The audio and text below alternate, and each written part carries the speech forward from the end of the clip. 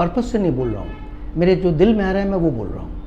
मुझे बड़ा अजीब लगता है आज कि ये जो कॉरपोरेशंस हैं, जो ऑटोनोमस बॉडीज़ हैं, पहले तो मैं कहना चाहूँगा ऑटोनोमस बॉडीज़ क्या होती हैं, क्योंकि जहाँ उसका जो चेयरमैन होता है वो करीब करीब फुल्ली पावरफुल होता है कि वो सब काम खुद ही मेंटेन करे, खुद ही प्रॉफिट कमाए, खुद ही उसको करे। ऑफ कोर्स वो under the control of the ministry होता है, लेकिन आज मैं देखता हूँ कि मोस्ट ऑफ द गवर्नमेंट की जो कॉरपोरेशंस हैं वो they are going to dogs.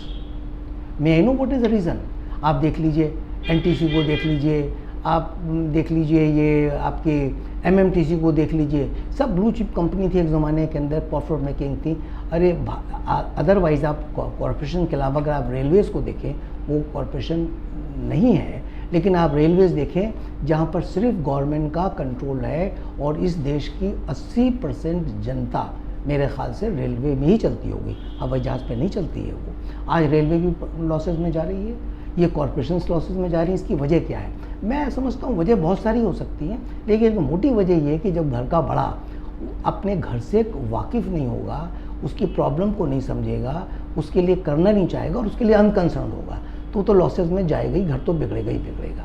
मेरी फीलिंग ये है कि अगर आप देखिए इनके जो हेड्स बने हुए हैं ज़्यादातर IAS ऑफिसर्स होते हैं, उनकी बिलोंगिंगनेस कभी होती नहीं है, क्योंकि वो तो साल 2 साल के लिए आते हैं, फिर वो कहते हैं कि भाई जी हम तो दूसरी जगह चले जाएंगे। ना वो वहाँ की प्रॉब्लम समझते हैं, ना वो उसमें ज़्यादा घुसना चाहते हैं, ना वो जब तक कुछ लोग जो करना भी चाहते होंगे तब तक उनका ट्रांसफ़र हो जाता है।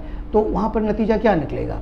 जब चेयरमैनी या CEO ही उसका इन्वॉल्व नहीं है या बिलोंगिंगनेस नहीं है या कुछ समय के लिए है, तो उनके नीचे के अधिकारी भी उसी तरीके से डील करते हैं और नतीजा ये होता है कि वो गवर्नमेंट जहाँ की सब फैसिलिटीज़ हैं, बिल्डिंग है, कोई इन्वेस्टमेंट नहीं करना है, गवर्नमेंट का पूरा सपोर्ट है, वो सब कॉर्पोरेशन डॉग्स हो जा रही हैं। मुझे एक छोटा सा किस्सा पता है जो मुझे याद आता है, किसी सीनियर IAS ऑफिसर से मेरी बात चली, तो वहाँ पे कुछ लेबर प्रॉब्लम हो रही थी, तो मैंने कहा बड़े साहब केसेस लग जाएंगे वहाँ पर, तो ये this is a volatile issue.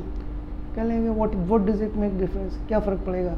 मैंने कहा साहब बंद हो सकती है, स्ट्राइक हो सकती है, कह होने दीजिए, क्या फ़र्क पड़ेगा?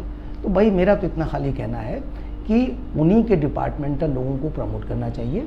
मोदी जी ने भी कहीं कहा है जिसकी मेरिट्स हो डिपार्टमेंटल लोगों को प्रमोट करिए, उनकी बिलोंगिंगनेस होती है, वो वहाँ की अंदरूनी प्रॉब्लम्स को समझते हैं, वो जानते हैं, समझते हैं और बिलोंगिंगनेस होती है, वो उसको बेहतर कर सकते हैं।